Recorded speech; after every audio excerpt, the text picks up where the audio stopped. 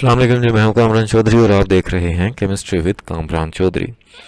तो बच्चों, आज की क्लास में हम लोग आपकी क्लास 10 का जो चैप्टर नंबर 14 है उसकी सेल्फ असेसमेंट एक्सरसाइज 14.7 को सॉल्व करने जा रहे हैं। अभी से पहले हम लोग इसकी 6 सेल्फ असेसमेंट एक्सरसाइजेज सॉल्व कर चुके हैं। और जिन लोगों ने प्रीवियस सेल्फ असेसमेंट एक्सरसाइजेज का सोल्यूशन नहीं देखा तो आप चैनल पे जाएं, प्लेलिस्ट सेक्शन में जाएंगे, वहाँ पे केमिस्ट्री क्लास 10 चैप्टर नंबर 14 की प्लेलिस्ट मौजूद है। उस प्लेलिस्ट में आपको तमाम के तमाम प्रीवियस सेल्फ असेसमेंट एक्सरसाइजेज के लेक्चर्स मिल जाएंगे। सो आज के जो लेक्चर है जिसमें हम लोग सेल्फ असेसमेंट एक्सरसाइज 14.7 को सॉल्व करेंगे, ये इस चैप्टर की लास्ट सेल्फ असेसमेंट एक्सरसाइज है। ठीक है, तो चलते हैं आज के लेक्चर की तरफ। सबसे पहले हम इसकी स्टेटमेंट देखेंगे और फिर इसके सोल्यूशन की तरफ जाएंगे। तो सबसे पहले हम लोग इसकी स्टेटमेंट को देख लेते हैं। स्टेटमेंट में जो क्वेश्चन नंबर 1 है उसमें क्या करना है, define acid rain. Acid rain को आपने डिफाइन करना है। जो सेकंड क्वेश्चन है वो क्या है कि right names of gases that cause acid rain. ऐसी गैसेस के नाम बताने हैं आपने जिसकी वजह से एसिड रेन होती है। ठीक है, फिर जो क्वेश्चन नंबर 3 है, what is the effect of acid rain on iron and marble. Acid rain का आयरन, लोहे एंड मार्बल और पत्थर पर क्या असर होता है। Give balanced chemical equations. और आयरन और मार्बल से रिलेटेड जो भी इफेक्ट होता है एसिड रेन का इन दोनों पर, उससे रिलेटेड आपने बैलेंस्ड केमिकल इक्वेशंस भी राइट करनी है। ठीक है, क्वेश्चन नंबर 4 क्या है, list some effects caused by acid rain. Acid rain से क्या इफेक्ट्स होते हैं वो आपने राइट करने हैं। ठीक है, तो इस सेल्फ असेसमेंट एक्सरसाइज 14.7 के ये 4 क्वेश्चंस हैं। ठीक है, अब हम लोग 1 बाय 1 इनका आंसर देखेंगे। सबसे पहले हम लोग क्वेश्चन नंबर 1 का आंसर देख लेते हैं। अच्छा, जिसमें आपने ना एसिड रेन को डिफाइन करना है, तो यहां पे मैं आपके सामने आपकी आसानी के लिए 2 सिंपलेस्ट डेफिनेशंस लिख रहा हूं एसिड रेन की। आपको जो मुनासिब लगे आपने वो लिख देनी है। ठीक है, जस्ट डिफाइन करना है और कोई एक्सप्लेनेशन उसने नहीं मांगी। तो एसिड रेन को हम कुछ इस तरह से डिफाइन कर लेते हैं कि acid rain is defined as rain having pH less than 5.6। ऐसी रेन जिसकी pH जो है वो 5.6 से कम हो, उसको क्या बोलते हैं, एसिड रेन बोलते हैं। या आप इसको इस तरह से भी डिफाइन कर सकते हैं, the rain containing and excess of acids is called acid rain. ऐसी रेन जिसमें जरूरत से ज्यादा एसिड की मिकदार मौजूद हो उसको हम एसिड रेन बोलते हैं। ठीक है, आपकी आसानी के लिए थोड़ा सा बता देता हूं pH स्केल का। अच्छा, ये सिंपल एक स्केल है जिसमें नंबरिंग हुई हुई है 0 से लेकर 14 तक।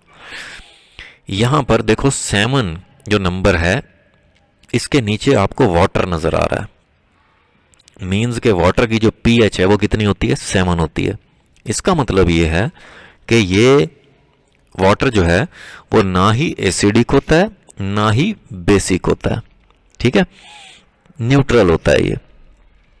अब 7 से कम जिस सॉल्यूशन की भी pH होगी वो एसिड होगा, और 7 से ऊपर, 7 से ज्यादा जिस सॉल्यूशन की भी pH होगी वो अल्कली होगा, बेस होगा। ठीक है,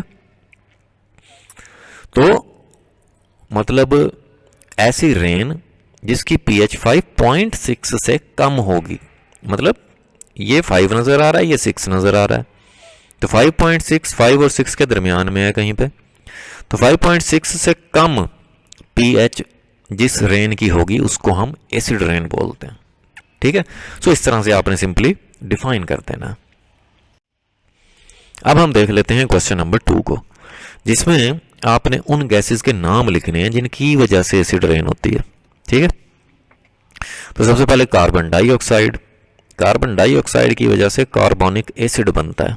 ठीक है, फिर सल्फर डाइऑक्साइड, सल्फर डाइऑक्साइड की वजह से सल्फ्यूरिक एसिड बनता है।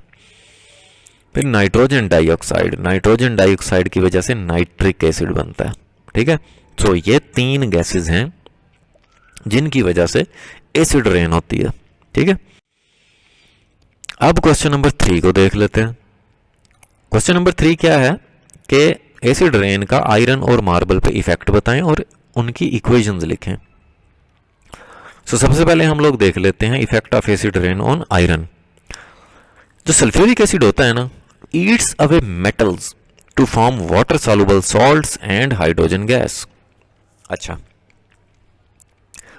जितनी भी मेटल्स होती हैं, खास तौर पर आयरन, जब उसके ऊपर एसिड रेन गिरती है, अब उस एसिड रेन में मौजूद जो सल्फ्यूरिक एसिड होता है ना, वो मेटल को खा जाता है, ठीक है, और उस मेटल को कन्वर्ट कर देता है सॉल्युबल सॉल्ट में, ठीक है। अब सॉल्युबल सॉल्ट का क्या मतलब है, जो मतलब वाटर सॉल्युबल सॉल्ट का क्या मतलब है, जो वाटर में डिसॉल्व हो जाए, ठीक है, और साथ साथ हाइड्रोजन गैस प्रोड्यूस होती है। फॉर एग्जाम्पल देखो, ये आयरन था, इसके ऊपर सल्फ्यूरिक एसिड गिरा, ठीक है, और क्या बना, आयरन सल्फेट बन गया, जो कि एक वाटर सॉल्युबल सॉल्ट है, और साथ हाइड्रोजन गैस बनी, ठीक है। सो ये बैलेंस्ड केमिकल इक्वेशन राइट कर दिया आपने। अब हम लोग देख लेते हैं effect of acid rain on marble.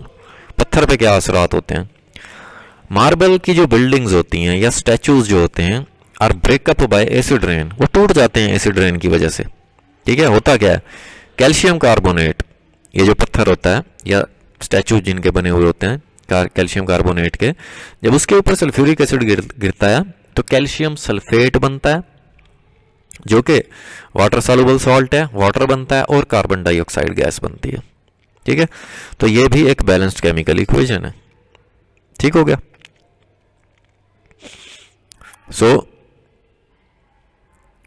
दूसरी इक्वेशन क्या है कि कैल्शियम कार्बोनेट के ऊपर जब नाइट्रिक एसिड गिरेगा तब कैल्शियम नाइट्रेट बनेगा, ठीक है, ये जिसका फार्मूला CaNO3 ट्वाइस होता है, वाटर बनेगा और कार्बन डाइऑक्साइड गैस बनेगी। तो यहां पर भी ये मैंने आपके सामने एक बैलेंस्ड केमिकल इक्वेशन लिख दी, ठीक। बैलेंस्ड केमिकल इक्वेशन क्या होती है, मतलब number of atoms on left side और number of atoms on right side equal होने चाहिए, ठीक है। सो इसको हम बैलेंस्ड केमिकल इक्वेशन बोलते हैं। सो इस तरह से आपने एसिड रेन का आयरन और मार्बल पे इफेक्ट भी बता दिया और इक्वेशंस भी राइट कर दी, ठीक है। अब ये जो effect of acid rain on marble है, इसकी 2 इक्वेशन लिखी मैंने, एक भी लिख देंगे आप, इनफ है, ठीक है। अब question number 4, list some effects caused by acid rain. Acid rain की वजह से क्या इफेक्ट्स होते हैं, ठीक है, वो लिखने हैं आपने। सबसे पहला effect, acid rain corrodes metal, metal को ये डिस्ट्रॉय कर देता है, खत्म कर देता है, खा जाता है, खराब कर देता है, ठीक है। मीन्स के एसिड रेन में मौजूद जो एसिड्स होते हैं, ठीक है, वो acid rain corrodes stone buildings and statues. अच्छा, ये दोनों आपने पढ़ लिए, ठीक है, पहले भी, तो यही दोनों पॉइंट्स मैंने दोबारा से यहां पे राइट कर दिए, ठीक है। फिर एसिड रेन किल फिशेज। अब देखो ना, एसिड रेन जो है जब तालाब या दरियाओं में गिरेगी, पड़ेगी, तो उसमें मौजूद जो एनिमल्स होते हैं, खासतौर पर फिशेज जो होती हैं, ठीक है, सो वो क्या हो जाएंगी, मर जाएंगी एसिड्स की वजह से। फिर एसिड रेन डिस्ट्रॉय ट्रीज। अच्छा, दरख्तों पे भी इसका इफेक्ट होता है, ठीक है। जब ये एसिड्स जो हैं वो दरख्तों के ऊपर गिरते हैं तो उनके जो लीव्स होते हैं, पत्ते होते हैं, ये जो ब्रांचेज होती हैं उनकी, वो डिस्ट्रॉय हो जाती हैं, खत्म हो जाती हैं, खराब हो जाती हैं, ठीक है। Because of acid rain lakes and river में become too acidic for living things to survive. अच्छा, एसिड रेन की वजह से, जैसे मैंने अभी आपको बताया तीसरे पॉइंट में, कि फिशेस वगैरह मर जाती हैं। सो इसी तरह से तालाब, नदी नालों और दरियाओं में जब एसिड रेन पड़ती है तो उसमें मौजूद जो लिविंग थिंग्स हैं उनका बचना नामुमकिन हो जाता है, फिर, ठीक है, वो भी डेड हो जाते हैं। सो ये कुछ इफेक्ट्स थे एसिड रेन के, तो वो भी आपने लिख दिए। तो इस तरह से आपकी ये जो सेल्फ असेसमेंट एक्सरसाइज 14.7 है, ये भी कंप्लीट हो गई। इस तरह से इस चैप्टर की तमाम सेल्फ असेसमेंट एक्सरसाइजेज हम लोग सॉल्व कर चुके हैं। वीडियो पसंद आई है तो भाई चैनल को सब्सक्राइब जरूर कर दीजिएगा, वीडियो को लाइक और शेयर जरूर कर दिया करें अपने फ्रेंड सर्कल में। कोई भी आपका क्वेश्चन है तो नीचे आप कमेंट सेक्शन में पूछ लें, मुझे ईमेल कर सकते हैं, व्हाट्सएप भी कर सकते हैं। Thank you very much for watching this video. अल्लाह हाफिज़।